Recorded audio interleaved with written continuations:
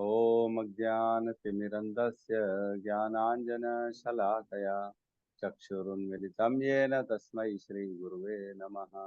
श्रीचैतन्यमनोभीष्टं स्थापितं येन भूतले स्वयं रूपः कदा मह्यं ददाति स्वपदान्तिकं।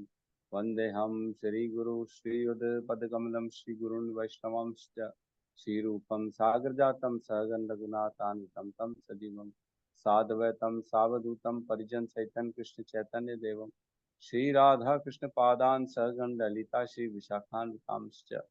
हे कृष्ण करुणा सिंधु दीन बंधु जगतपते गोपेश गोपिका कांता राधा कांत नमस्तुते। तप्त कंचन गौरांगी राधे वृंदावनेश्वरी वृषभानुसुते देवी प्रणमामि हरि प्रिये। वाञ्छा कल्पतरुभ्यश्च कृपा सिन्धुभ्य एव च पतितानां पावनेभ्यो वैष्णवेभ्यो नमो नमः। नमो विष्णुपादाय कृष्णपृष्ठाय भूतले श्रीमते भक्तिवेदांत स्वामीति नामिने। नमस्ते सरस्वते देवे गौरवाणी प्रचारिणे निर्विशेष शून्यवादी पाश्चात्य देशतारिणे। जय श्री कृष्ण चैतन्य प्रभु नित्यानंद श्री अद्वैत गदाधर श्रीवासादि गौर भक्त वृंद। हरे कृष्णा कृष्णा कृष्णा हरे हरे हरे राम राम राम हरे हरे। हरे कृष्णा।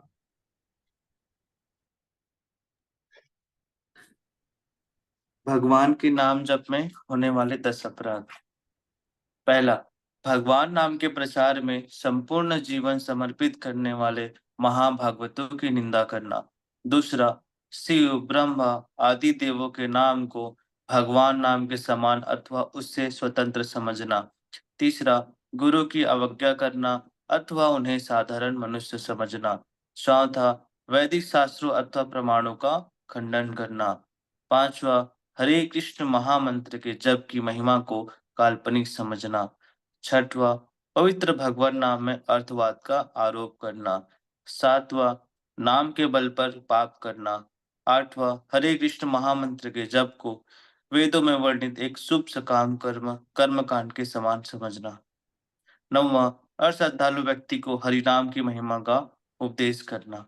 10वां, भगवान नाम के जप में पूर्ण विश्वास न होना और इसकी इतनी अगाध महिमा श्रवण करने पर भी पूर्ण विश्वास न होना और इतनी अगाध महिमा श्रवण करने पर भी भौतिक आसक्ति बनाए रखना। भगवान नाम का जप करते समय पूर्ण रूप से सावधान न रहना भी अपराध है। प्रत्येक वैष्णव भक्त को चाहिए कि इन 10 प्रकार के अपराधों से सदा बच कर रहे, ताकि श्री कृष्ण के चरण कमलों में प्रेम शीघ्र तदिशीघ्र प्राप्त हो, जो मनुष्य जीवन का परम लक्ष्य है। हरे कृष्ण।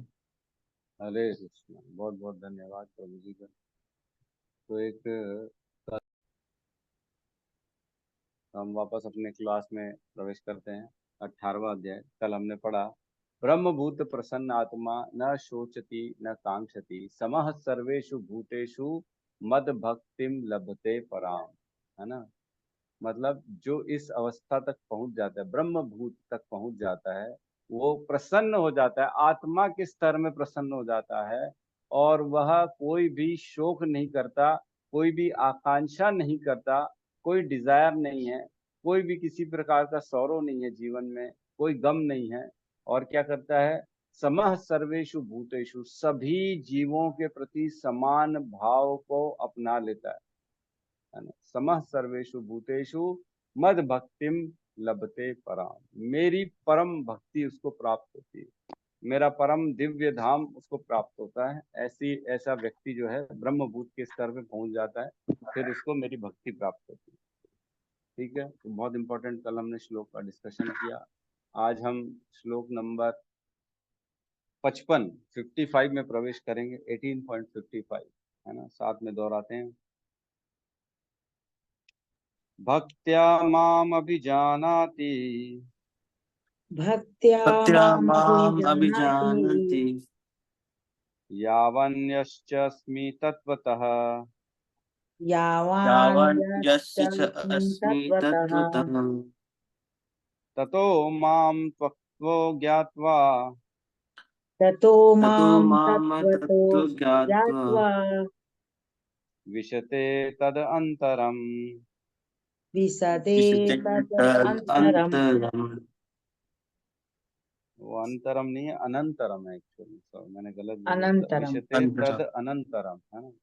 ठीक है, अनंतरम। रिपीट जी। करेंगे।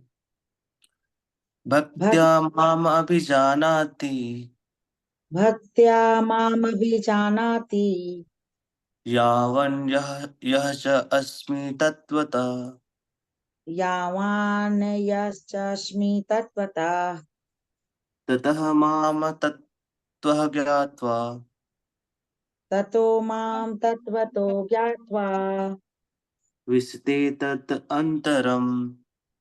विशते तद् अनन्तरम्। भक्त्या मामभिजानाति भक्त्या माम अभिजानाति यावान् यश्चास्मि तत्त्वतः यावन् यस्य च अस्मि तत्त्वतः ततो मां तत्त्वतो ज्ञात्वा ततो माम तत्त्वतो ज्ञात्वा ईशते तद् अनन्तरम्। विशते तद् अनन्तरम्। अनुवाद। केवल भक्ति से मुझ भगवान को यथा रूप में जाना जा सकता है। जब मनुष्य ऐसी भक्ति से मेरे पूर्ण भावनामृत में होता है तो वह वैकुंठ जगत में प्रवेश कर सकता है। मतलब एंट्री पास, है ना? कोई प्रोग्राम में जाते हैं तो पास देते हैं ना, वीआईपी पास, एंट्री का पास, है ना? मायापुर मंदिर जाते हैं तो लाइन लगी रहती है लोगों की, वहाँ भीड़ बड़ी रहती है अंदर जाने के लिए। 6 बजे गेट खुलेगा, 6:30 बजे गेट खुलेगा, तब एंट्री मिलेगी। और पीछे एक ब्रह्मचारी का गेट रहता है अलग, उनके लिए कोई रुकावट नहीं, वो फटाफट जा सकते हैं। तो हम लोग सब अब होशियार हो गए हम लोग अब ब्रह्मचारी वाले गेट से अंदर प्रवेश करते हैं। जो मंदिर के सेवक है ना, धोती पहनो और उस गेट से प्रवेश कर लो, धोती वालों को एंट्री है वहां से, है ना? बाकी लोगों को नॉर्मल एंट्री। तो एंट्री के लिए कुछ ना कुछ जो होता है ना, एक एलिजिबिलिटी रखते हैं। एंट्री ऐसी किसी को भी नहीं दे देते, कुछ ना कुछ रखते कंडीशन, ये करोगे तब एंट्री मिलेगी, ऐसा रहोगे तब एंट्री चलेगी। वस्त्र पहनोगे, कई बार आजकल मंदिरों में आ गया है हाफ पैंट पहन के, चड्डी पहन के मंदिर में एंट्री अलाउड नहीं है। तो एंट्री करने के लिए क्या करना पड़ेगा? फुल पैंट पहनना पड़ेगा, तन को ढकना पड़ेगा, तब एंट्री मिलेगी। तो यहाँ एंट्री की बात करें भगवान कि मेरे धाम में एंट्री किसको मिलेगी, है ना? तो श्लोक को देखते हैं, बहुत इंपॉर्टेंट है श्लोक। भक्त्या माम अभिजानाति, मतलब भक्त्या शुद्ध भक्ति से मुझको जाना जा सकता है। शुद्ध भक्ति से, है ना? मतलब शुद्ध भक्ति मतलब भाव भक्ति और प्रेमा भक्ति। पहले होती साधना भक्ति, फिर होती भाव भक्ति, फिर होती है प्रेमा भक्ति। तो साधना भक्ति में हमको भगवान को नहीं जान पाएंगे, है ना? लेकिन जैसे ही भाव भक्ति और प्रेमा भक्ति में प्रवेश करेंगे तब भगवान को हम जानेंगे, है ना? जैसे दूध में घी होता है, तो घी को देख सकते हैं क्या? पहले जान जाते क्या घी है? दिखता है क्या? नहीं दिखता है। उसको प्रोसेस करना पड़ता है, तपाना पड़ता है, ये करो वो करो, बैठ के जो है अलग अलग प्रोसेस होते हैं, माताएं लोग करती है, फिर घी निकलता है उसमें से। वैसे ही जो है साधना भक्ति में जो है ना, भगवान के दर्शन नहीं होंगे, उनको नहीं जान पाएंगे भगवान को। लेकिन जैसे लगे रहेंगे उस कार्य में, लगे रहेंगे तो एक दिन आएगा भगवान अपने आप को प्रकाशित कर देंगे। भगवान खुद को प्रकाशित करते हैं, हमारे हमारे प्रयासों से भगवान कभी नहीं आने वाले। लेकिन भगवान हमारे प्रयासों को देख के करुणावश आ जाते हैं, कंपैशनेट है भगवान। भगवान देखते रहे बहुत मेहनत कर रहा है, चलो इसको मैं जो है इसकी मेहनत दे देता हूँ, थोड़ा सा हल्का सा ऐसा चिंगारी दे देते हैं, है ना? ऐसा होता है। अदरवाइज तो हमारी स्थिति ये है कि हमारे अंदर भगवान की भक्ति आनी ही नहीं चाहिए। हम इतने पाप कर चुके, इतने पापी हैं, इतने कामी हैं, इतने खल हैं, इतने लोभी हैं इतने लालची है, आनी नहीं चाहिए। लेकिन ये तो गुरु की कृपा है, गुरु की कृपा से जो है ना भक्ति मिल गई है हमको, कृष्ण का नाम लेते बन रहा है। हम हमको कभी भी ये नहीं सोचना चाहिए कि कृष्ण का नाम मैं ले रहा हूँ। ये तो गुरु की और कृष्ण की कृपा है जो हम भगवान का नाम ले पा रहे, अदरवाइज हम इस लायक नहीं है। जितने हम अंदर के सब अपने अंदर अंदर झांक के देखेंगे ना विचारों को, इतने शुद्ध और इतना महात्मा विचार है सबके अंदर। पता पड़ जाएगा कौन कैसा है, दूसरे को देखने की जरूरत नहीं है। ठीक है, तो भक्त्या माम अभिजानति, शुद्ध भक्ति से मुझको जाना जा सकता है ना। आगे कहते हैं यावन यश्च अस्मि तत्वतः, यावन मतलब जितना, है ना? यावन मीन्स परिधि, लिमिट्स, कहां से कहां तक, कितना। प्रभु जी मीठा खाओगे, कितना खाएंगे, कितना लाए हो? ओ, इतना सा लाए। अरे इतना कोई खाता है क्या, ले जाओ इतना कोई। अरे प्रभु जी 1 किलो लाए आपके लिए, तो फिर वाह क्या बात है, आपकी बात सुंदर है, आपका स्वागत है। तो जब बताते हैं क्वांटिटी, तब आदमी प्रभावित होता है। प्रभु जी धन लोगे क्या, लक्ष्मी लाए हैं आपके लिए सेवा में, वह मंदिर की सेवा के लिए क्यों नहीं लेंगे? प्रभु जी धन दो, कितना दोगे? प्रभु जी 11 रुपए देंगे। ओहो, 11 रुपए भी कोई देता है क्या? ले जाओ, 11 रुपए में क्या करेंगे हम? कुछ बढ़ा के लेके आओ, कम से कम 501 तो लाओ, कम से कम 1100 तो लाओ, 11,000 लाओ, 1 लाख, 1 लाख। तो जब क्वांटिटी पता पड़ती है ना, तब उस चीज का प्रभाव आ जाता है। अरे बाप, डोनर है प्रभु जी, ये डोनर डोनेशन देते हैं हमारे मंदिर को। ओहो, आइए आइए, स्वागत है। प्रभु जी कितना डोनेशन देंगे? वो बोले 501 रुपए। बस 501 रुपए, चलो कोई बात नहीं, आइए स्वागत है। लेकिन अगर कोई बोले प्रभु जी 51,000 देने के लिए आए डोनेशन, आइए आइए, स्वागत है इनका, माला पहनाइए इनको, प्रसाद दीजिए, बिठाइए। तो क्वांटिटी जो है ना, वो बड़ा इंपॉर्टेंट होता है। क्वांटिटी जैसी आती है ना, तो उसका प्रभाव पता पड़ता है। अरे बाप रे, इतना है, ओहो इतना सही क्या, बस इतना सही। तो ऐसा होता है क्वांटिटी। यावन मीन्स क्वांटिटी, कितना। भगवान को जानता है, लेकिन कितना? भगवान को जानना असंभव है, लेकिन भगवान बता रहे यहाँ भक्त जो है ना, भक्त्या माम अभी जाना थी, भक्ति से मुझको जाना जा सकता है, वो भी यावन यश्च अस्मि, क्वांटिटी में जान जाता है मेरे को। यावन यश्च अस्मि, मैं कितना हूँ, कैसा, कहाँ से स्टार्ट हो रहा हूँ, कहाँ एंड हो रहा हूँ, मेरे क्या क्या है शक्तियां, सारी चीजें जान जाता है। यावन का मतलब है भगवान के स्वरूप, गुण, शक्ति की पूरी लिमिट को समझना, है ना। भगवान के रूप, गुण और शक्ति की पूरी लिमिट को समझना यावन का मतलब। स्वरूप, भगवान का स्वरूप कैसा है? भगवान तो हर कहीं व्याप्त है, अंडांतरस्तर, हर परमाणु के अंदर है भगवान। लेकिन भगवान की लिमिट्स क्या है? भगवान का स्वरूप कैसा है? यम श्याम सुंदर अचिंत स्वरूप गुण स्वरूप। एक श्याम सुंदर भगवान का जो है ना, वो स्वरूप है, वह प्रकाशित हो जाता है, वो देख लेता है ना। जो होता है ना, भगवान का भक्त होता है ना, जो प्रेमांजन छुरिता भक्ति विलोचने न यम श्याम सुंदर अचिंत गुण स्वरूपम, तो वो अपने हृदय में देखता है भक्त भगवान के स्वरूप को, श्याम सुंदर के स्वरूप को, किस प्रकार दिखते हैं भगवान, और उनके गुणों को देखता है। अरे बाप रे, इतने सारे गुण भगवान के, क्या गुण है भगवानों के। सर्व ऐश्वर्य युक्त है, सर्व श्री है उनकी, श्री मतलब लक्ष्मी उनके चरणों में है, उनकी सेवा कर रही है लक्ष्मी, उनको लक्ष्मी, कितनी ज्यादा लक्ष्मी उनके पास, ऐश्वर्य है उनके पास पूर्ण ज्ञान है, सब चीज में पूर्ण ही पूर्ण है, एक गुण है भगवान। और शक्तियां भगवान की शक्ति काल शक्ति, सबसे बड़ी शक्ति मृत्यु। भगवान सबको आ जाते हैं, मृत्यु सर्वहरस्य, मैं मृत्यु के रूप में सब चीज छीन लेता हूँ। भगवान कमाल लो, जो करना है कर लो, लेकिन छोड़ना तो पड़ेगा।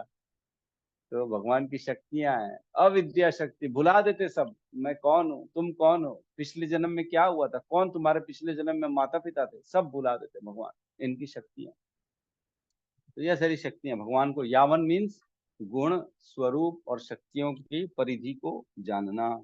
आगे कहते हैं तत्वतः, तत्व से जानता है। एक होता है जानना, और एक होता है तत्व से जानना। रसगुल्ले बड़े मीठे होते हैं, सुन लिए, जान लिए, हाँ मालूम है ये वाला रसगुल्ला बहुत मीठा है, लेकिन तत्व से कैसे जानेंगे? जब तक उसका स्वाद नहीं चखेंगे। नॉलेज होना और रियलाइजेशन होना में अंतर है। नॉलेज तो है कि गुलाब जामुन अच्छा बना है आज का, कल जो है ना प्रसादम जोरदार बना था, मैं देख रहा था, पूड़ी भी बन रहे थे, माता जी ने श्लोक डाल दिया, बिल्कुल सही है। तो कल जो है मैं जो है देख रहा था प्रसादम, बढ़िया बन रहा था। ऐसा लग रहा था जोरदार बन, लेकिन मेरे को आना पड़ गया, मैंने तो नहीं पाया। तो मालूम है बहुत बढ़िया बना है, लेकिन अब तत्व से नहीं मालूम है, जो खाएगा वही बताएगा। एक ऐड आती थी ना, मेलोडी कितनी है मीठी, क्या मेलोडी कितनी मीठी, खुद जाओ और खुद खाओ और जान जाओ, है ना, वैसी ही है। क्या थी ऐड प्रभु जी, याद है क्या किसी?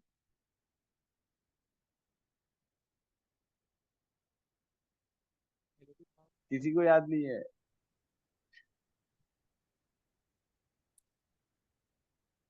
हाँ प्रभु जी, मेलोडी खाओ खुद जान जाओ, ऐसा कुछ बोलते हैं।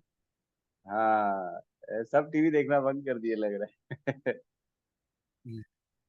मेलोडी है कितनी चॉकलेटी, मेरा जवाब आता है, मेलोडी खाओ खुद जान जाओ, है ना। तो वैसी हाँ ये हाँ, ये तत्व से तो तब जानोगे जब उसको खुद जो है स्वाद को चखोगे, ठीक है।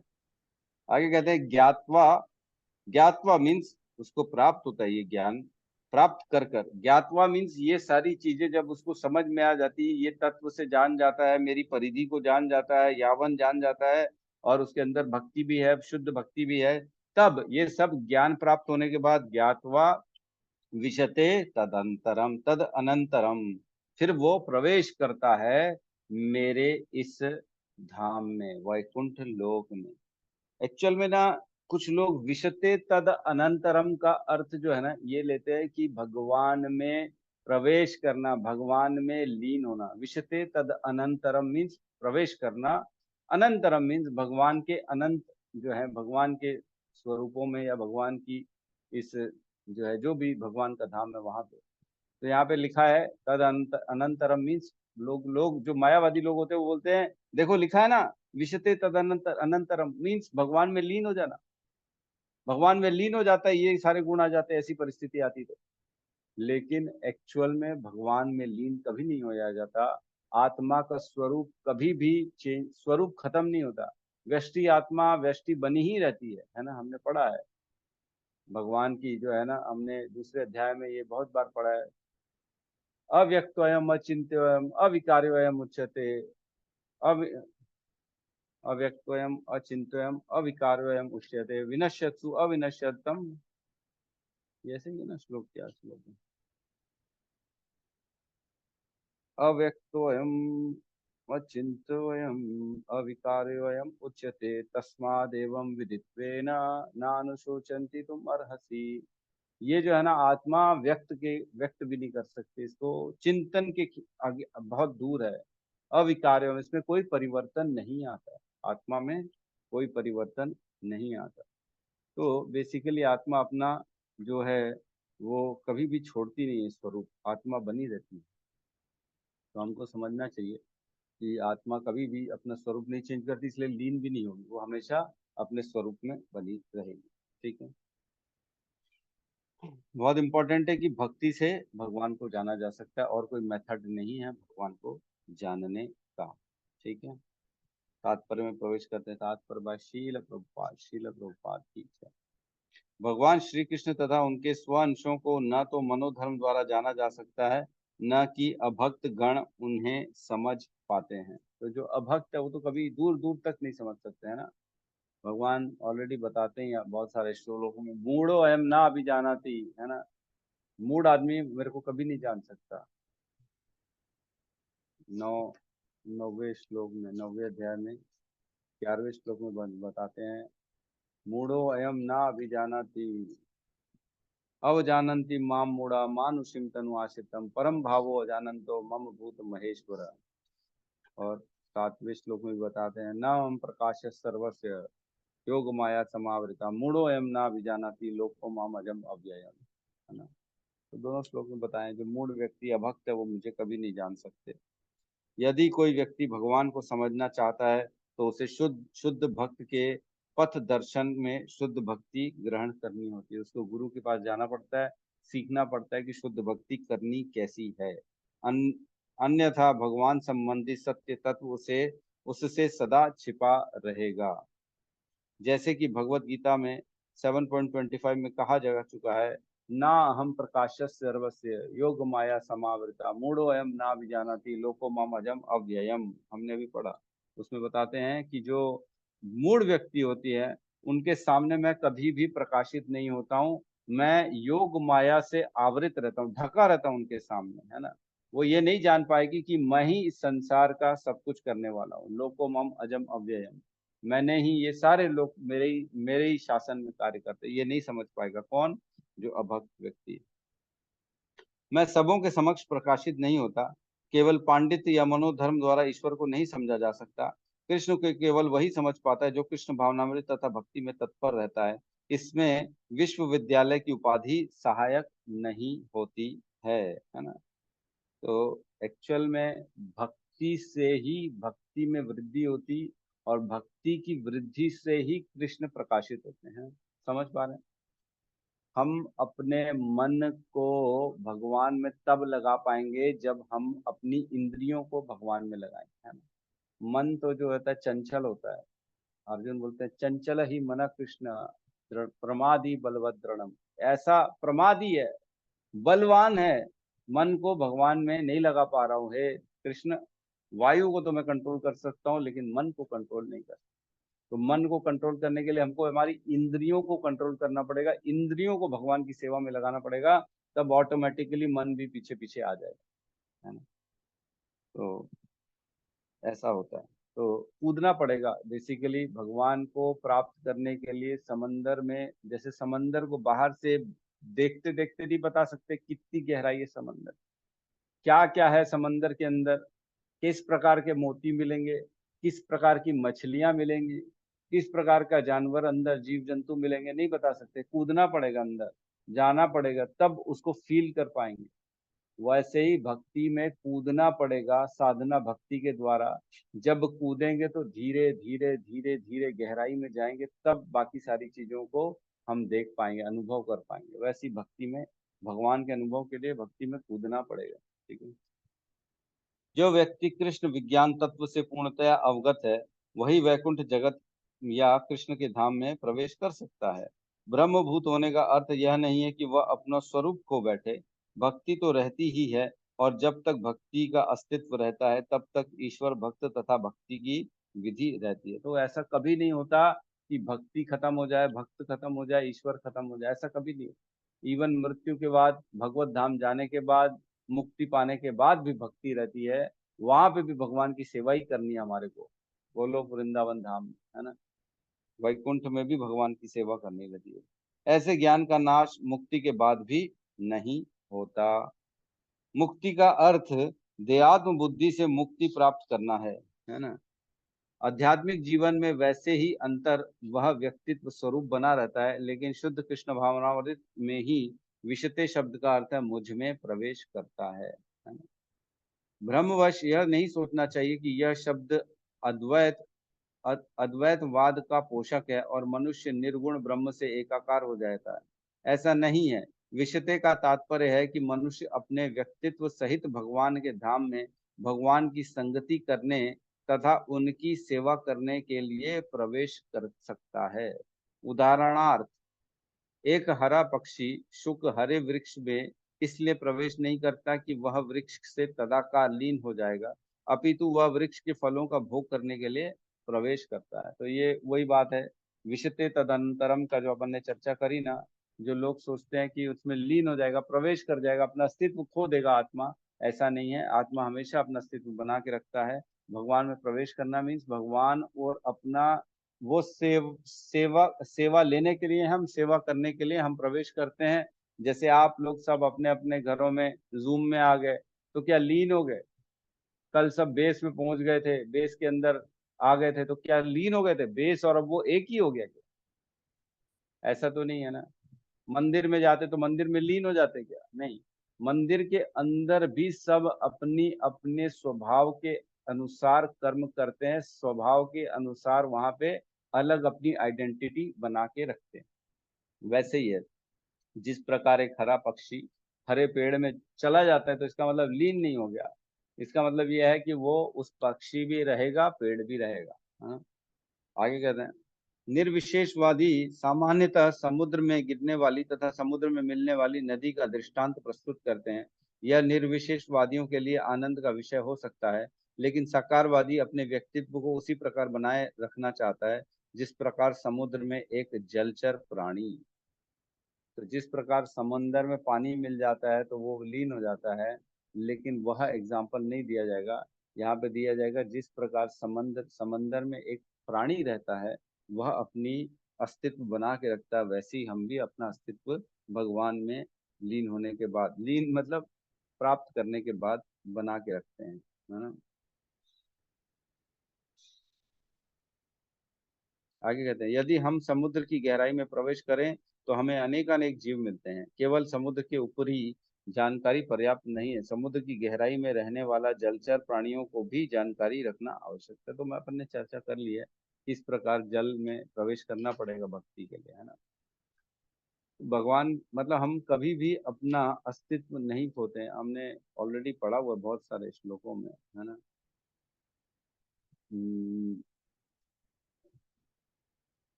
एक श्लोक आता है 2.30 में, देही नित्यो अवध्यो अयम देहे सर्वस्य भारत तस्माद अपरिहार्यते न तम शोचितुम अर्हसि।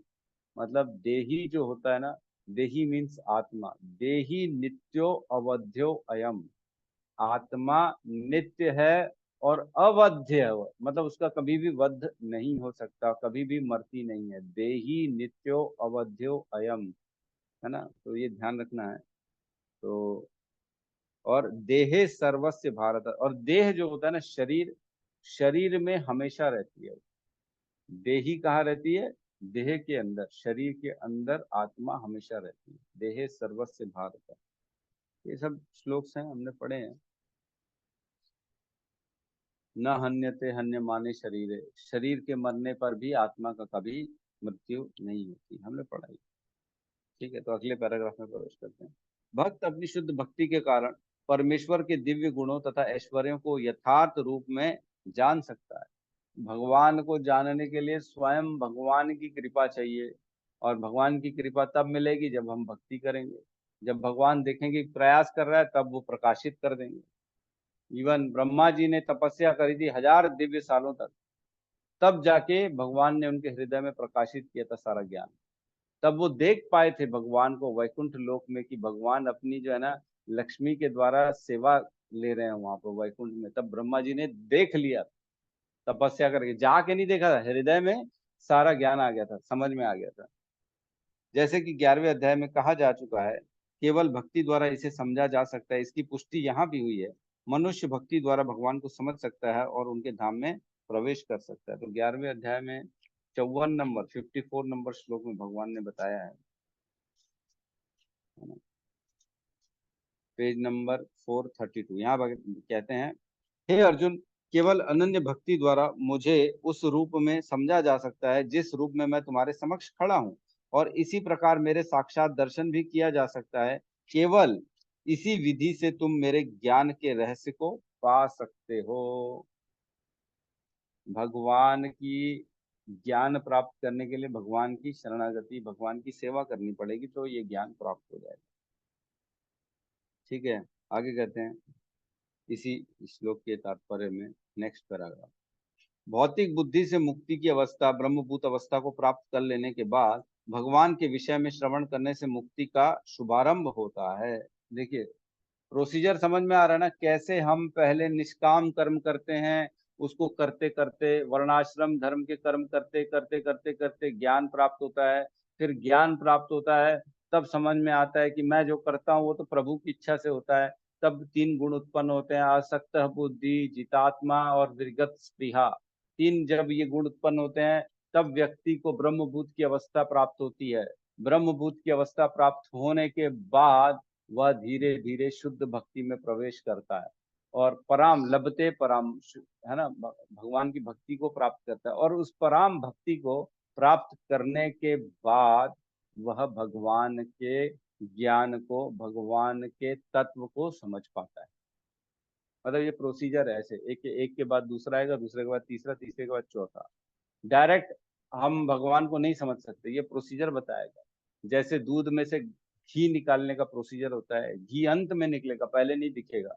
वैसे ही आदमी से भगवान के ज्ञान की प्राप्ति तक, सामान्य जन के ज्ञान से लेके भगवान के ज्ञान की प्राप्ति तक ये प्रोसीजर है। इसमें जैसे जैसे हम आगे बढ़ेंगे, भगवान के धीरे धीरे स्वतः प्रकाशित हो जाएगा, धीरे धीरे हो जाएगा, है ना। भगवान अपने को प्रकाशित करते हैं जैसे जैसे भक्ति बढ़ती है। मतलब जैसे जैसे निष्ठा बढ़ेगी, श्रद्धा बढ़ेगी, स्वयं हम देखेंगे, धीरे धीरे हम देखना चालू कर देंगे, हाँ प्रभु जी तो सही बोल रहे हैं, जल का स्वाद भी भगवान है, सूर्य का तेज भी भगवान है ना, पीपल पेड़ भी भगवान है। हर चीज में भगवान के दर्शन करेंगे। हर जीव आत्मा जो मूवमेंट कर रही है उसमें देखेंगे, ओहो इसमें तो प्रभु प्रवेश किए हुए हैं, आत्मा है तभी ये चल रही है, ये डेड मैटर है, इसमें आत्मा नहीं है, भगवान की शक्ति नहीं है, इसलिए काम नहीं कर रही है ना। इस प्रकार की ज्ञान आ जाता है धीरे धीरे भक्ति से। जैसे पहले ज्ञान नहीं था, हम सब नॉनवेज खा लेते थे, मैं तो खाता था, बाकी लोग भी खाते रहेंगे या नहीं खाते रहेंगे, लेकिन पहले ज्ञान नहीं था, पहले वो दृष्टि नहीं थी, वो विजन नहीं था, देखने की शक्ति नहीं थी। लेकिन अब देखने की शक्ति है कि मैं कैसे किसी जीव को हत्या कर दूं, जीव को कैसे मैं परेशान करूं, उसकी मृत्यु कैसे कर दूं, मैं इतना बड़ा जघन्य पाप कैसे कर लूं। अब दिख रहा है, पहले पाप ही नहीं दिखता था। पहले दिखता था कि शक्ति मिलेगी, प्रोटीन आएगा, जरूरी है शरीर के लिए, मारो काटो खाओ। अब वो नहीं है, अब फर्क है, दृष्टि चेंज हो गई, ज्ञान आ गया, ज्ञान से धीरे धीरे आदमी ऐसे उन्नति की ओर बढ़ता है। आगे कहते हैं, जब कोई परमेश्वर के विषय में श्रवण करता है तो स्वतः ब्रह्मभूत अवस्था का उदय होता है और भौतिक कल्मश यथा लोभ तथा काम का विलोप हो जाता है। जैसे जैसे भगवान के बारे में सुनेंगे, भगवत गीता भागवतम का श्रवण करेंगे, ज्ञान बढ़ता चला जाता है ना। क्या कहते हैं भगवान, कृष्ण सूर्य सम माया है अंधकार, जहां कृष्ण तहां माया नार अधिकार। कृष्ण जो है सूर्य के समान है, ज्ञान है, सूर्य मीन्स ज्ञान, और माया है अंधकार मीन्स अज्ञानता है, माया इल्यूजन, भ्रम है माया, जो सत्य नहीं है वह है माया। तो जैसे जैसे हम कृष्ण की शरण में जाएंगे, वैसे वैसे सूर्य प्रकाशित होता चला जाएगा और अंधकार हमारे जीवन से अज्ञानता का निकलता चला जाएगा। ठीक है। ज्यो ज्यो भक्त के हृदय में काम तथा इच्छाएं विलुप्त हो जाती हैं, त्यों त्यों वह भगवत भक्ति के प्रति अधिक आसक्त होता जाता है और इस तरह वह भौतिक कल्मश से मुक्त हो जाता है। जीवन की उस स्थिति में वह भगवान को समझ सकता है। श्रीमद् भागवतम में भी इसका कथन हुआ है, मुक्ति के बाद भक्ति योग चलता रहता है। इसकी पुष्टि वेदांत सूत्र 4.1.12 में होती है। अप्रायण अप्र अप्रायणात् तत्रापि ही दृष्टम। इसका अर्थ है कि मुक्ति के बाद भी भक्ति योग चलता रहता है।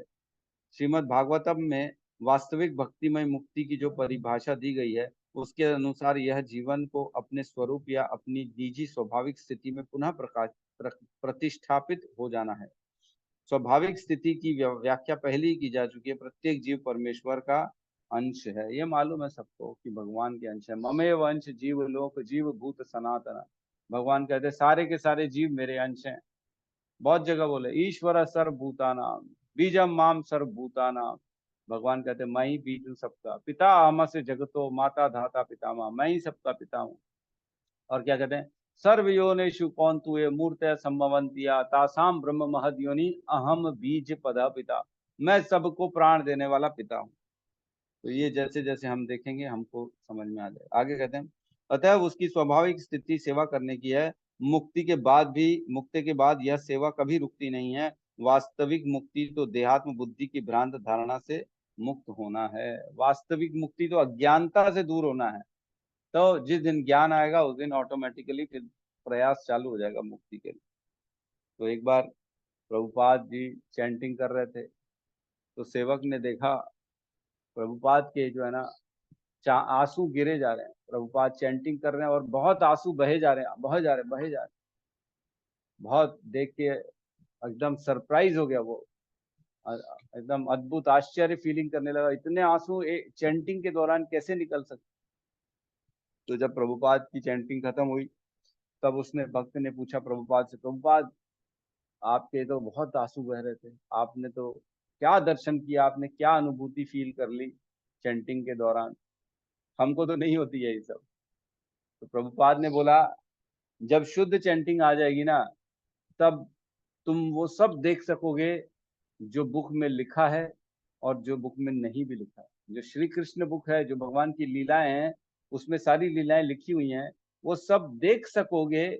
और वह भी देख सकोगे जो नहीं लिखा है बुक में, वो भी देख लोगे। तो मतलब चैंटिंग करने से भगवान की सारी लीलाएं स्वतः प्रकाशित हो जाती है। ऐसे ही थोड़ी ढूंढ लिया सनातन गोस्वामी ने, श्रीपाद सनातन गोस्वामी, है ना, जीव गोस्वामी, रूप गोस्वामी, ऐसे ही थोड़ी इन्होंने पूरे वृंदावन की लीला स्थलियों को ढूंढा। उनके हृदय में प्रकाशित हो गया। बैठे बैठे देख पा रहे थे, यहाँ पे यही जगह थी जब एक समय कृष्ण अपनी लीलाएं करते थे। यहाँ पे राधा रानी के साथ ये लीलाएं करी, यहाँ पे अपने दोस्तों के साथ, गोप बालों के साथ ये लीलाएं करी। वो देख पाते थे, तब उन्होंने उसको प्रकाशित किया, ढूंढ लिया। तब जा जाके बोले नहीं, यही वह स्थली है, राधा कुंड यही है, श्याम कुंड यही है। तब उन्होंने वो सारी चीजों को निकाला। देख पाते हैं, जैसे जैसे भक्ति में आगे बढ़ते हैं, हम भगवान को साक्षात्कार देख सकते हैं, भगवान का संग प्राप्त कर सकते हैं। तो एक श्लोक आता है चैतन्य चरितामृत मध्य लीला 22.25। इसमें कहते हैं, ताते कृष्ण भजे करे गुरूर सेवन, माया जाल छूटे पाए कृष्णेर चरण। है ना, जो ताते कृष्ण भजे, जो कृष्ण का भजन कर रहा है और करे गुरुर सेवन, और गुरु की सेवा कर रहा है। गुरु की सेवा इज वेरी इंपॉर्टेंट, क्योंकि गुरु ही हमको बताते रास्ता। और माया जाल छूटे पाए कृष्ण चरण, उसके जीवन से माया का जाल छूट जाएगा और उसको कृष्ण की प्राप्ति हो जाएगी। ठीक है, किसी का कोई प्रश्न है तो हम ले सकते हैं।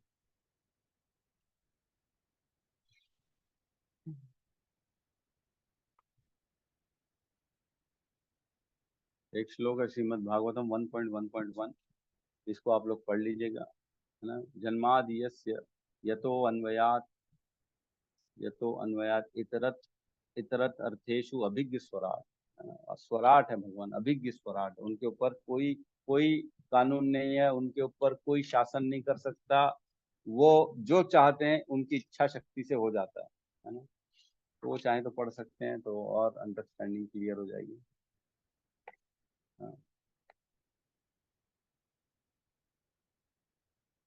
ठीक है, किसी का कोई प्रश्न नहीं है तो हम आज क्लास को यहीं पे विराम देते हैं। बहुत बहुत धन्यवाद सभी का। और अगर कोई मंदिर आना चाहे तो मंदिर आ सकता है, मंदिर टाटीबन में। ठीक है, तो बहुत बहुत धन्यवाद। सब मिलके हरे कृष्ण महामंत्र का जाप करना।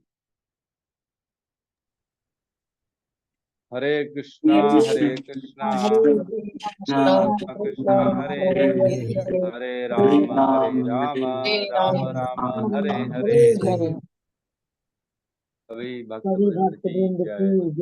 जय जगत गुरु श्रील प्रभुपाद की जय। जय निताई गौर प्रेमानंदे हरि हरि बोल। हरि हरि हरि। हरि।